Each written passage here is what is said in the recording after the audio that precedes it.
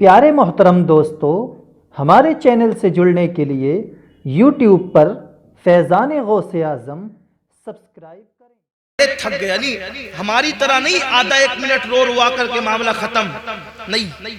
हुजूर की बीवी है, हुजूर की बीवी है। मौत भी जिसको हुजूर की ज़ौजियत से खारिज नहीं कर सकती, हुजूर की वो बीवियां हैं। मौत औरतों को उनके शौहरों के निकाह से खारिज कर देती है, लेकिन ये हुजूर की बीवियों की खुसूसियत है कि हुजूर की बीवियां मौत की वजह से उनके निकाह से खारिज नहीं होती। यहां पर मैं उन लोगों को भी कहता हूं जो नबी को मर के मिट्टी में मिल जाने वाला कहते हैं, लेकिन हुजूर की बीवियों को ज़ौजे पैगंबर भी कहते हैं। अरे जिसका शौहर मर जाए वो ज़ौजा नहीं रहती, वो तो बेवा हो जाती है। अब तुम मुर्दा भी कहते हो और ज़ौजा भी कहते हो, या तो मुर्दा कहना छोड़ दो या तो ज़ौजा कहना छोड़ दो। और अगर बेवा कहोगे तो दूसरी मुसीबत तुम्हारे सर पे ये आएगी कि जो बेवा हो जाती है फिर वो इद्दत गुजारने के बाद किसी से निकाह कर सकती है, लेकिन नबी की बीवियां क़यामत तक भी अगर जिंदा रहती तो उनको किसी के साथ निकाह जायज नहीं होता। क्यों नहीं होता? इसलिए कि अहले सुन्नत का इमाम अहले सुन्नत के अकीदे की तर्जुमानी करते हुए यूं कहता है कि अंबिया को भी अजल आनी है, ऐसी आनी कि फकत आनी है, फिर वही मौत के बाद उनकी हयात मिस्ल साबिक वही जिस्मानी है। उसकी अज़वाज को जायज है निकाह, उसका तरका बटे जो फानी है।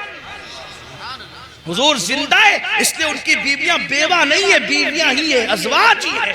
तो बहरहाल वो कहते हैं कि वो रोती रही, घंटों बीत गए, मैं खड़ा खड़ा थक गया।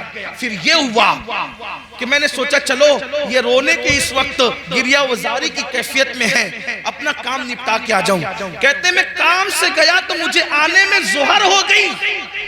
जब मैं बवक्ते ज़ोहर आया अज़ान से पहले उनके घर में, तो देखा कि अब भी उम्मुल मोमिनीन अल्लाह के खौफ से रो रही थी। ये हुजूर के घर वालों का अंदाज है। इल्लल्लज़ीना आमनू व अमिलुस्सालिहात, वो ईमान लाते हैं, नेक अमल करते हैं। और तीसरी चौथी सिफत वतवासो बिल हक, वो हक की वसीयत करते हैं।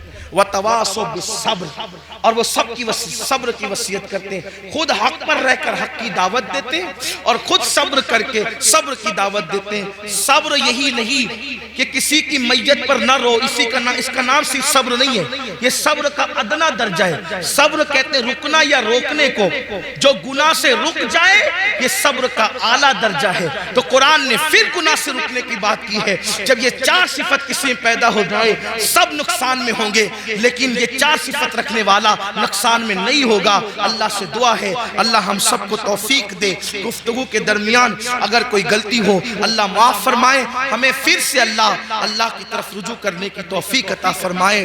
खुदा तुझे किसी तूफान से आशना कर दे कि तेरे बहर की मौजों में इज़्तिराब नहीं। अस्तगफिरुल्लाह वमा अलैना इल्लल बलाग। अभी आप जाएंगे नहीं, आप बैठेंगे, इसलिए कि अभी आपको खानवादे बरकातिया की आबरू हुजूर सैयदी रफ़ीक मिल्लत से उनके दुआया कलमात से इस्तिफादा भी करना है। और साथ ही साथ अगर अभी तक आप किसी सच्चे पीर के मुरीद नहीं हो सके हैं, तो चूंकि आजकल ऐरे गैरे नत्तू खैरे खूब घूमते हैं, जाहिल जपट, और खुद भी गुमराह होते हैं, दूसरों को भी गुमराह करते हैं, तो अल्हम्दुलिल्लाह मारेरा मुताहरा का शहजादा हमारे दरमियान मौजूद है। तो आप इंशाअल्लाह प्रोग्राम के इख्तिताम पर हज़रत से मुरीद होने का शरफ भी हासिल कर सकते हैं। अस्सलाम वालेकुम, अस्सलाम वालेकुम। बैठ जाओ, समझ